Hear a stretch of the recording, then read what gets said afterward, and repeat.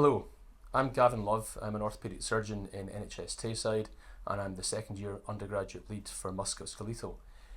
Welcome to the video on hand, wrist and elbow examination.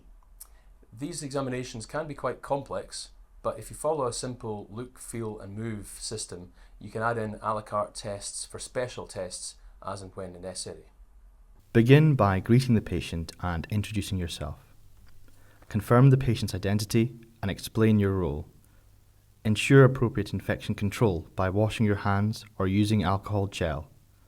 Obtain informed consent by explaining the nature and purpose of the examination, and ensure the patient is comfortable with the process. With the patient sitting, inspect the hands and wrist. Make sure to compare each hand. Examine the dorsum for nail changes, muscle wasting, bony deformities, joint swelling or bruising. On the palmar side, look for skin pits, nodules, muscle wasting and obvious deformities such as swan neck or boutonniere deformities. Make sure to compare and contrast each hand when palpating. Start off by assessing temperature using the back of your hand. Then palpate the wrist joint, assessing for pain and swelling. Perform an MCP squeeze. Ask the patient to flip their hands over, checking the radial pulse, commenting on rate, rhythm, character and volume. Then check capillary refill time.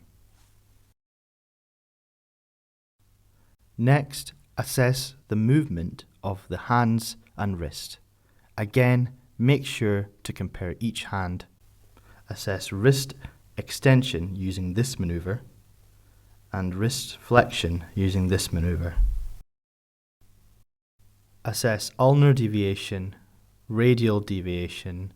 Ask the patient to flip their hands over to check for finger flexion and extension, followed by finger abduction and adduction. Finally, thumb apposition.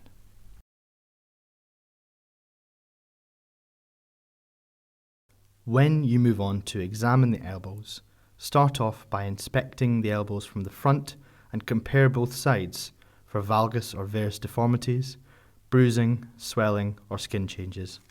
From behind, assess for swelling of the olecranon, any bony deformity or soft tissue and skin changes such as rheumatoid nodules or psoriasis. Again, make sure to compare both elbows. Next, move on to palpate the elbow. Again, making sure to compare each elbow when doing so. Do this with the patient standing and the elbow flexed to 90 degrees as shown in the following clip. First, assess temperature using the back of your hand. Start off by palpating the medial epicondyle, the olecranon, and the lateral epicondyle for any tenderness or swelling. Then, with your left hand on the wrist and right hand at the elbow, palpate for the radial head using this maneuver. Next, assess movement. This is best done with the patient standing right in front of you so that you can easily compare both sides. With the patient standing in a T pose, ask them to fully flex both their elbows. Then ask them to fully extend. Next, with the patient's elbows flexed to 90 degrees in front of you, assess pronation, followed by supination, again comparing both sides.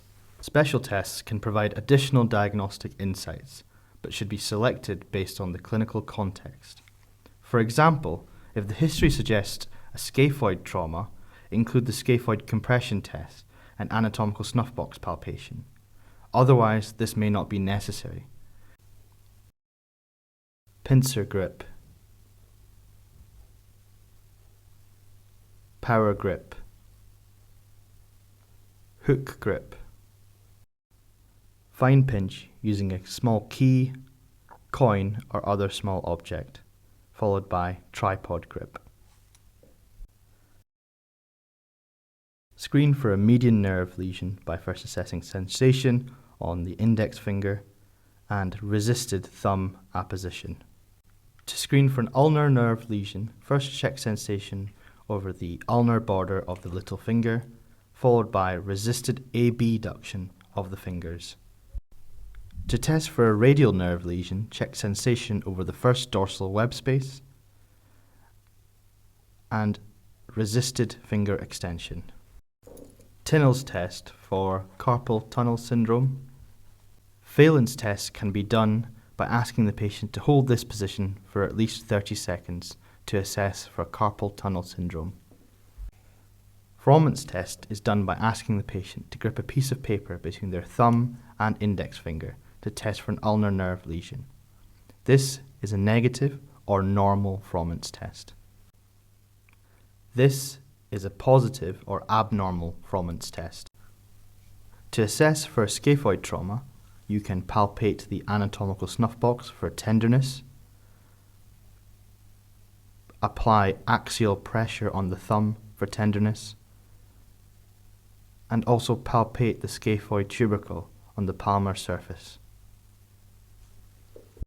Eichhoff's tests for de Quervain's tenosynovitis.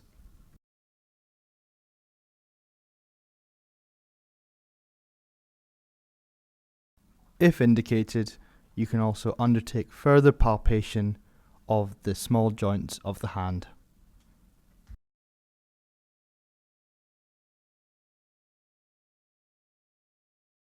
Just remember, as you progress through medical school, your clinical reasoning skills will improve and you'll become better at picking the relevant tests based on the patient in front of you.